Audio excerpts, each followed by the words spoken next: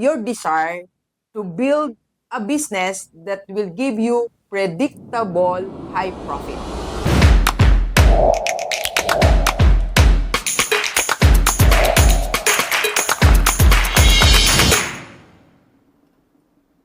Alright, Delivers, mag-book sharing muna tayo. This one I bought it sa Fully Book last Saturday and sa sobrang ganda niya, in 2 sittings natapos din ni Rockstar same day. So I want to share it with you, ano ba yung natutunan natin dito. And lahat ng mga mag-start ng business, I hope basahin nyo muna to bago kayo mag-start ng business. Alright?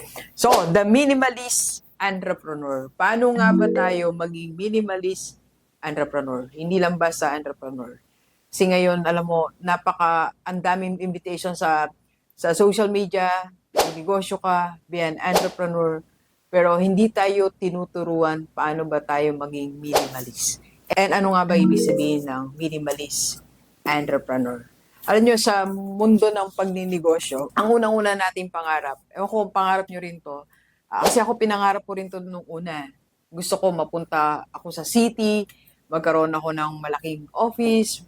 Feeling ko noon, I'd like to handle like 100 employees. Yan ang pangarap ko noon, na paano ba magkaroon ng isang maunlad na negosyo. Parang for me, ang maunlad na negosyo, may malaki kang office space, marami kang tao, may mga transactions na gaganap. Yan ang ideal, profitable business ko before. Pero dumaan po maraming panahon, sa dami na rin na nasimulang business ni Doc. Hindi pala yon ang ideal business na magbibigay sa atin ng predictable profit. Ito pala yung pagiging minimalist natin. Okay? So ano nga ba ibig sabihin ng minimalist entrepreneur? Ito yung your desire to build a business that will give you predictable high profit. It's predictable. Ibig sabihin po, kaya mong i-predict within this month. If I want 500,000, I can have it. If I have 1 million, kaya ko siyang kuhanin. You can predict your income. At hindi siya maliit na income. Big income. Na kaya para nating makuha kahit hindi tayo yung tinatawag na unicorn. Kahit ikaw po ay maliit lang ang business mo and you are minimalist, yan ang target, yan ang pwede nating makuha. Okay? So what are the business principles na gusto kong share from this book? First, do you know that yung net revenue natin or profit is the most important asset of your business? Bisan kasi iniisip natin, pinakamagandang asset ng negosyo natin, yung maganda nating office. Yung pinakamagandang asset ng kumpanya natin, pinakamagagaling nating empleyado. Hindi po. The most important asset of our business is yung net profit. Net po not even the gross, not even the sales. Yung net revenue, yung profit na napupunta sa'yo. That is the most important asset of your business. Kaya kung busy lang negosyo mo, maraming benta, maraming sales, pero walang natitira sa'yo, walang naiiwanan, it's not a sustainable business. And it's not even a successful business kasi wala kang profit. So, lagi natin titingnan sa negosyo natin, sa pagninegosyo natin, the net revenue, yung profit natin. Yan ang basihan, ladies and gentlemen. Ayan ang basihan ng magandang negosyo. Yung at the end of the month, magkano ang natira sa'yo. Second principle is, you solve problems with meaningful service or product and profit from it.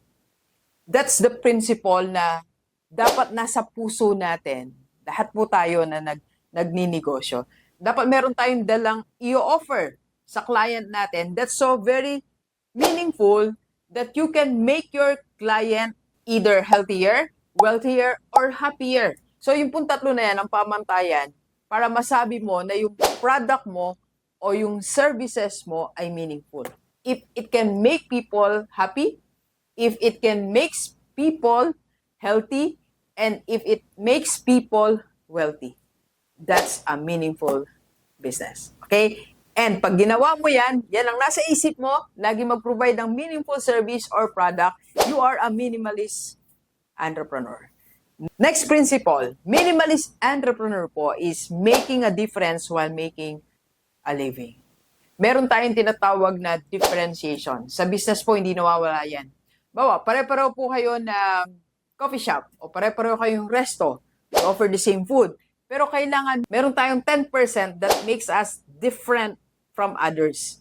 And that 10% give us an edge and a bigger profit. So, review natin yung ating business. Are we making a difference? Meron ba tayong tinatawag na 10% na kakaiba na ibinibigay nating extra sa client natin? And that will give you extra profit. Next principle, prefer to earn profit since day one.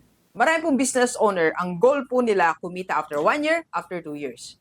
So, ang mangyayari, kung 2 years pa bago ka kumita, ilang milyon na ang nautang mo?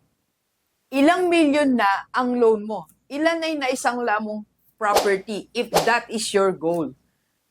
That's a wrong goal. Ang goal natin, become a minimalist entrepreneur, day 1 pa lang, nakakabenta ka na at meron kang kita. Para hindi tayo umaasa sa investors, hindi tayo umaasa sa loan, at hindi natin nagagalaw yung pera ng pamilya natin at yung pera mo o your personal savings. Since day 1, ang goal mo, I have to profit from it. Okay? Next, build as little as possible. Yes, alam mo ang negosyo, hindi naman palaki yan eh. That's the misconception of all entrepreneur. Yan din po ang mali ko noong araw. Parang ang lagi kong pangarap, malaki yung office, malaki yung space. So kala ko yun yung basihan ng magandang negosyo. You have to build as little as possible. Hanggat kaya mo siyang paliitin, you do it. Again, ang mahalaga naman, kahit gaano kaliit yan, 2, 3 lang nagtatrabaho, at the end, kung meron kang profit, you're a winner. Yun ang basihan natin. So, paano ba natin gagawin yan, Doc? Try to do only one thing and do it well. Meron po ako narinig na istorya somewhere in US. It's a restaurant. Alam niyo po ba, one menu lang o one type of food lang ang ino-offer nila over the years. And they are making it well. So, walang masama if you are only offering or producing one product. Or if you are only offering one service. Walang masama if you are repeating the same product and the same services, but you're doing it well. Sa Rockstar Seminar and Coaching po namin, right now, for how many months na, nakafocus lang kami sa isang topic for school owners. To run your school as a business. Nakakailang batch na kami, 5, and ang plan na namin hanggang 10 na. The same seminar, the same offer, and the same market. Alright, so try to make your business as little as possible.